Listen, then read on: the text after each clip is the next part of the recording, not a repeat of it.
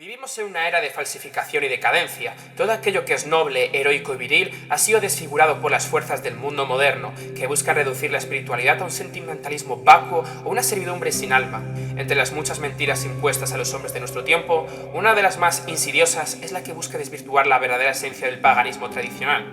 Nos han dicho que el paganismo fue una simple superstición, cuando en realidad fue la manifestación de una cosmovisión sagrada, solar y aristocrática. Nos han dicho que fue derrocado por el monoteísmo a causa de su debilidad, cuando en verdad cayó por la traición, la manipulación y la fuerza bruta del poder imperial. Nos han dicho que era un culto a lo terrenal y lo caótico, cuando en realidad era el reflejo de un orden superior, donde los dioses, los héroes y los reyes sagrados encarnaban la eterna lucha por la trascendencia. Este canal existe para restaurar la verdad, para desmentir las falsificaciones, exponer las tergiversaciones y devolverle a la tradición su significado más alto. No buscamos revivir una religión muerta ni caer en reconstrucciones artificiales, sino reavivar la llama de una espiritualidad que nunca dejó de arder en aquellos que aún portan la sangre de los antiguos. Si eres capaz de mirar más allá de las ilusiones del mundo moderno y sientes el llamado de una herencia que trasciende el tiempo, entonces este es tu lugar, porque la tradición no es una reliquia del pasado, es una fuerza viva, un camino para los pocos que aún pueden sostener la mirada del sol. Yo soy Alejandro. Y yo Liberto. Y en el día de hoy vamos a desmentir mitos del paganismo. Dentro vídeo.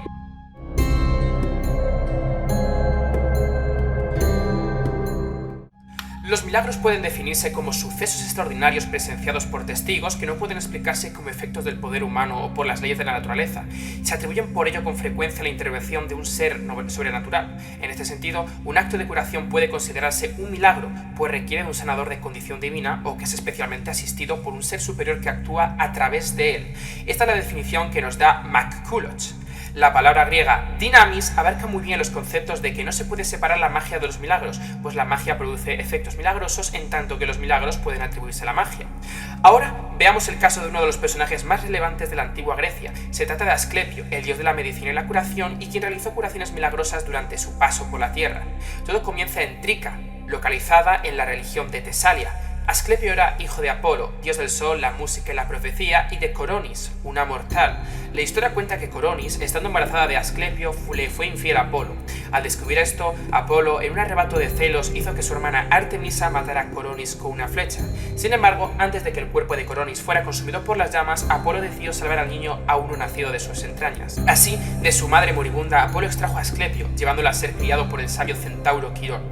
Quirón, conocido por su sabiduría y habilidades medicinales, enseñó a Asclepio todo lo que sabía sobre hierbas, medicina y curación. Asclepio demostró ser un alumno excepcional, superando incluso a su maestro. Con el tiempo, su habilidad para curar se convirtió en legendaria. Se decía que podía incluso resucitar a los muertos, lo cual le trajo tanto admiración como muchos problemas. Su arte llegó demasiado lejos para los dioses del Olimpo. Hades, el dios del inframundo, se quejó a Zeus, su hermano, de que Asclepio estaba vaciando su reino. Zeus, preocupado por el orden natural y el equilibrio entre la vida y la muerte, decidió actuar. Con un poderoso rayo, Zeus fulminó a Asclepio, acabando con su vida terrenal. Pero la historia no termina ahí. Asclepio fue elevado al cielo por Zeus, convirtiéndose en una constelación, la serpiente o Epicus, como se le conoce hoy en día. Además, en homenaje a su legado, se erigieron templos en su honor, conocidos como Asclepeions, donde se practicaba la medicina y donde muchas personas acudían en busca de curación, a menudo a través de sueños y rituales. Y así, Asclepio desde su muerte continuó salvando vidas, inspirando a médicos y sanadores a través de los siglos, dejando un legado que sigue influenciado en la medicina moderna. El símbolo de la medicina, el bastón con la serpiente enrollada, es un atributo directo a él. Además, si nos fiamos de las fuentes históricas, se dice que la familia del famoso médico Hipócrates desciende del mismo dios. Sin embargo, lo importante radica en casos famosos de curación. Muchos de estos, tal como dije al principio, fueron atestiguados y registrados por diversas personas y durante diferentes épocas. El santuario de Asclepio se situaba en Epidauro, una pequeña ciudad-estado de una península situada en el Golfo Sarónico, que era famosa por sus curaciones. Aunque el templo se construyó no antes del siglo IV a.C., el culto, según parece, era mucho más antiguo. Alrededor del templo existía todo un complejo de edificios, algunos destinados a la comodidad y entretenimiento de los pacientes, que normalmente pasaban allí semanas o incluso meses buscando alivio. Había pórticos, baños, un gimnasio, al menos una posada e incluso un teatro que a día de hoy todavía se conserva. Junto al templo se encontraba un dormitorio especial necesario para el procedimiento de la incubación por el que era famoso Epidauro, aunque también se practicaban en otros lugares, por ejemplo en el oráculo de Trofonio en Levadea. Los pacientes que pasaban la noche en el dormitorio recibían, quizás no enseguida, pero tarde o temprano, una visión del dios de la medicina, Asclepio, en sus sueños. Este les preguntaba por sus síntomas y les indicaba la terapia que necesitaban para curarse. En principio, todo dios en el que creyera, un griego o un romano, podría aparecerse en sueños, ¿no? Sin importar dónde durmiera, pero se creía que solamente unos pocos dioses en unos pocos lugares podían dar consejos médicos de confianza. Por otra parte, la incubación podía utilizarse para otros fines. El dios actuaba en ese caso como un oráculo, respondiendo a preguntas específicas, diciéndole al visitante dónde encontrar un objeto perdido. La incubación podría definirse como soñar bajo condiciones controladas, y es todavía un misterio cómo los sacerdotes podían prácticamente asegurar sueños de este tipo. En fin, no nos entretengamos más. Algunos casos conocidos de curaciones de los dioses son los siguientes. Por ejemplo, está el caso del dios de la buena suerte y las curaciones de Apolo y Asclepio. El primer caso se trata de Cleo, que había estado encinta durante más de 5 años. A los 5 años visitó al dios para pedirle ayuda y durmió en el interior de la cámara sagrada. Tan pronto como salió de allí y dejó el santuario, dio a luz un niño, quien al nacer se lavó a sí mismo a la fuente y caminó junto a su madre. Después de este hecho, grabó la siguiente inscripción: no es el tamaño de la tablilla el que debe admirarse, sino la intervención divina. Cleo sostuvo su carga en el vientre durante 5 años, hasta que durmió aquí, en el templo, y el dios Asclepio le hizo bien. Segundo caso, un hombre cuyos dedos se paralizaron todos excepto uno. Vino al dios a pedir ayuda. Cuando miró las tablillas, no creyó en las milagrosas curaciones y se mofó de las inscripciones. Cuando durmió en el santuario, tuvo un sueño. Soñó que jugaba a los dados en el templo, y cuando le tocaba tirar, el dios se le apareció y agarró su mano y estiró sus dedos. Cuando lo soltó, todavía en el sueño, apretó su puño y extendió los dedos uno por uno. Después de haber conseguido estirarlos todos, el dios le preguntó si todavía no creía en las inscripciones escritas sobre las tablillas del santuario. Este repuso que sí. De acuerdo. El dios le contestó: puesto que rehusas que esto es increíble, de ahora en adelante tu nombre será Incrédulo. Cuando amaneció, el hombre salió y estaba completamente curado. El último caso es el de Ambrosia de Atenas, que no veía por un ojo. Ella vino al dios pidiendo ayuda para ver, pero cuando caminó alrededor del santuario se mofó de algunos milagros, porque le parecía inverosímil e imposible que la validez y la ceguera pudieran ser curadas simplemente teniendo un sueño. De nuevo, durmió en el santuario y tuvo un sueño. Soñó que el dios se le acercó y le dijo que la curaría. Después le pidió que dedicara al santuario un cerro de plata como monumento a su estupidez. Cuando dijo esto, abrió su ojo enfermo y vertió en él una especie de medicina. Al amanecer, salió y estaba curada.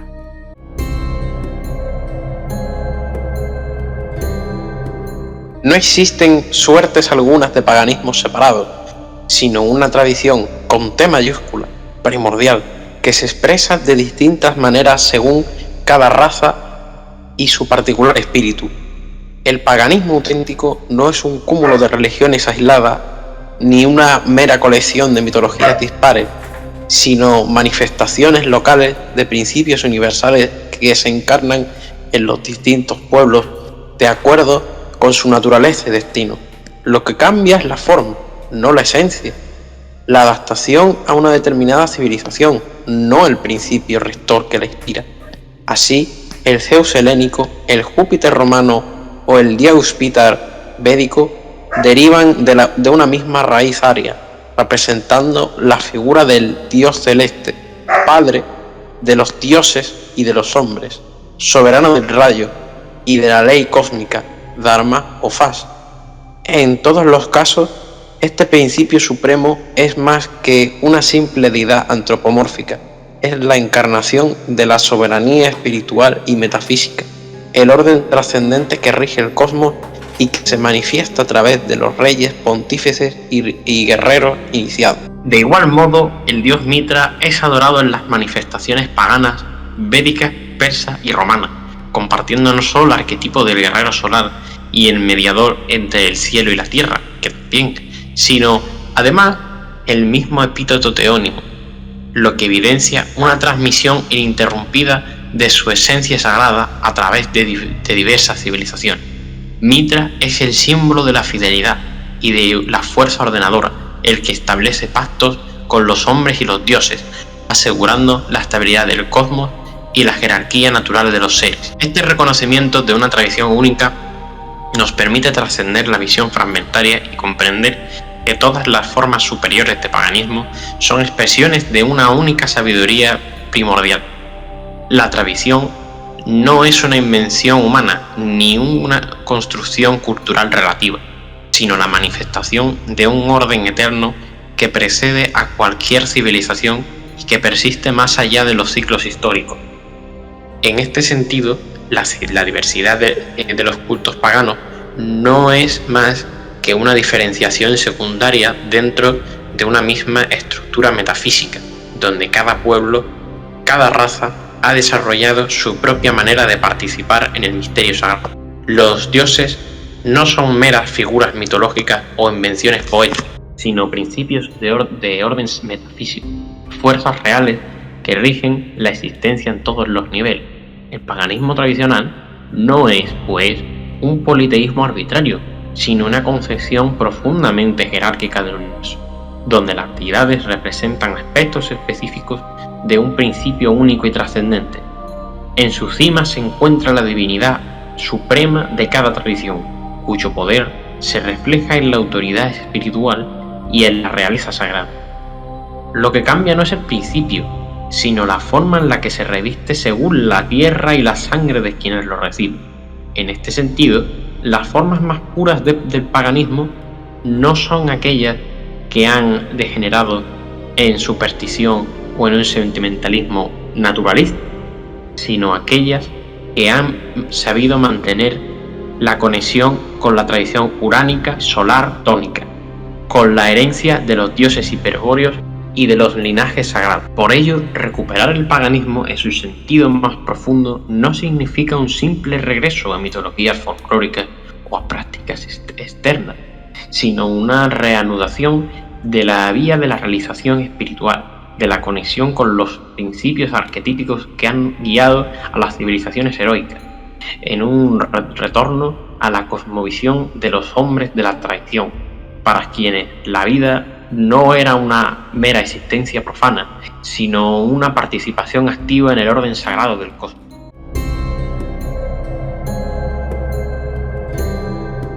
Veamos la antigüedad y el contexto histórico. Pues bien, el paganismo abarca una amplia gama de creencias y prácticas religiosas que se remontan a miles de años mucho antes de que términos como woke o ideologías modernas siquiera existieran.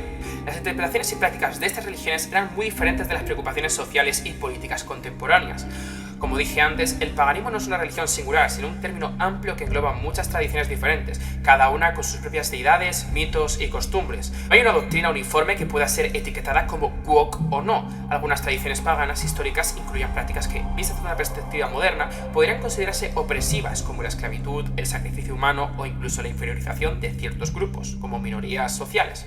Además de todo esto, muchos textos y autores paganos antiguos, como los filósofos griegos, poetas e historiadores, expresaron ideas que hoy en día serían consideradas homófobas, racistas o incluso belicistas. Por ejemplo, Aristóteles defendía la esclavitud por naturaleza, y Platón tenía ideas sobre el estado ideal que incluían la eugenesia. Estos autores no se alinean con los principios de justicia social y equidad que promueven el wokismo.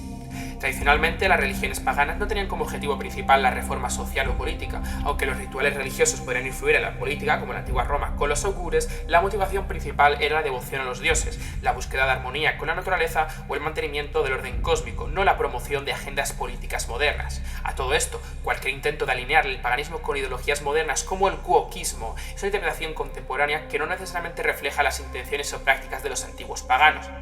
Muchos mal llamados neopaganos actuales pueden adoptar valores woke, pero esto es una evolución moderna de prácticas que originalmente no tenían estas connotaciones. Por otro lado, el paganismo variaba significativamente dependiendo de la cultura y la religión. Lo que era aceptable o reverenciado en una cultura pagana podría ser completamente diferente en otra. Esta diversidad cultural refuta la idea de un paganismo uniforme con un enfoque woke.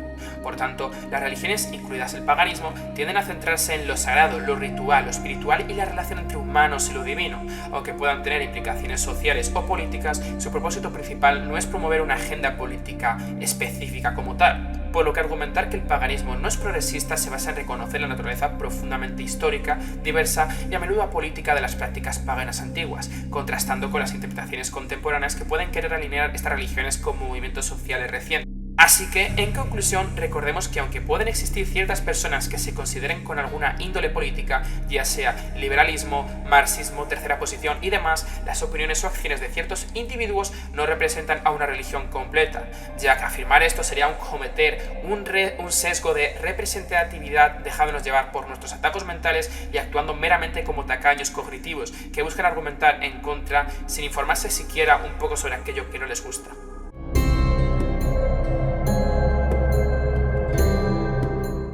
No hay una sola rama de cada culto del paganismo, pues a pesar de que, como antes se afirmaba, el paganismo es la única tradición primordial, existen diferencias entre formas superiores e inferiores de paganismo. Estas diferencias ofrecen a la manera en que la tradición se manifiesta según el tiempo, el espacio y las cualidades espirituales de los pueblos que la han encarnado. El paganismo auténtico no es un mosaico de religiones separadas, sino la expresión de principios universales adaptados a cada civilización y estructura espiritual. No obstante, es posible distinguir una clara dicotomía y tres grandes categorías, donde algunas manifestaciones encarnan la tradición en su forma más pura, mientras que otras se alejan de ella, llegando incluso a degenerarse en formas involutivas. Su nobile Don Julius Evola, filósofo de cabecera de este canal, distinguía dos clases de paganismo tradicional. Veámoslo. El paganismo uránico o celestial representa la tradición primordial en su forma más celeste y solar. Se basa en el culto a los dioses vinculados a los principios de jerarquía, soberanía, heroísmo y trascendencia. Su fundamento no es la sumisión a los dioses ni la dependencia de la naturaleza, sino la ascensión del hombre hacia lo divino, a través de la acción, la iniciación y la prueba espiritual, teniendo por principio la trascendencia solar, con la luz como símbolo del espíritu puro y viril, la jerarquía y realeza sagrada como existencia de una aristocracia espiritual donde los reyes y sacerdotes son representantes del orden divino en la tierra, el ascetismo heroico no entendido como negación de la vida, sino como disciplina y conquista de sí mismo, y la apoteosis, la edificación en pos no de la sumisión, como antes dijimos, sino de la conversión del hombre en un dios, el vir divinum. Por ejemplo, el mitraísmo, donde los iniciados superaban pruebas hasta alcanzar el estado del guerrero solar, en una estructura jerárquica regida por la lucha y la realización trascendente, o también los misterios de Samotracia, donde los cabiros conferían las iniciaciones a los reyes y héroes, vinculando lo sagrado a la realeza. Este tipo de espiritualidad, la nobleza es espiritual, aristócrata es aquel que domina su destino, vence las fuerzas del caos y se convierte en un puente entre el cielo y la tierra. A diferencia del paganismo uránico, el de tipo telúrico o tónico está centrado en el culto a la naturaleza, la reencarnación, la fertilidad y la experiencia extática. Es una forma de espiritualidad más orgánica, ligada a los ciclos de la tierra y la vida en lugar de la trascendencia en su sentido absoluto. Se busca aquí la integración con los ritmos cósmicos más que la conquista de lo trascendente. El éxtasis y el trance pueden abrir las puertas hacia lo divino. Y la inmortalidad no se concibe aquí como escape de la materia, sino como renovación cíclica. Está vinculado con la adoración religiosa de deidades de la naturaleza y la fertilidad. Se puede ejemplificar con el culto de Isis, donde el principio materno y generador es central, o con los misterios eleusinos, donde el iniciado experimenta simbólicamente la muerte y el renacimiento, en conexión con los ciclos agrícolas. El paganismo desviado no es simplemente, o también alternativo, no es simplemente una manifestación inferior de la tradición, sino más bien una ruptura con ella. Se trata de cultos que reinterpretan la tradición desde una perspectiva intelectualista, materialista y o degenerada, perdiendo el contacto con su esencia primordial. En algunos casos, esta desviación proviene de una degeneración de la casta sacerdotal, que transforma la sabiduría tradicional en una especulación abstracta, separada de la realización efectiva. En otros casos, estas formas derivan en corrientes gnósticas dualistas, que ven el mundo material como un error e incluso como una prisión, rompiendo con la unidad sagrada del cosmos. Julius Evola consideraba que muchas de estas doctrinas eran formas involutivas de espiritualidad, donde lo que antes era una vía iniciática se convirtió en una intelectualización estéril. Este intelectualismo lleva a la pérdida del contacto con la acción y la iniciación real.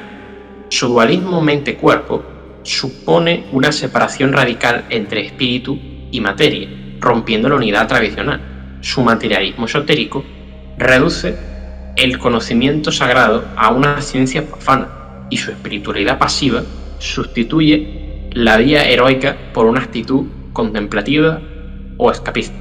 Algunos ejemplos pueden ser los de la hermandad pitagórica, que, aunque basada en principios tradicionales inicialmente, degeneró en un sistema abstracto de especulación matemática y misticismo numérico. O también el orfismo, con su visión del alma como un prisionero del cuerpo y su inclinación hacia la autonegación extrema, que contrasta con las vías heroicas y aristocráticas propias de un paganismo viril como el que había antes presentado el profeta Orfeo.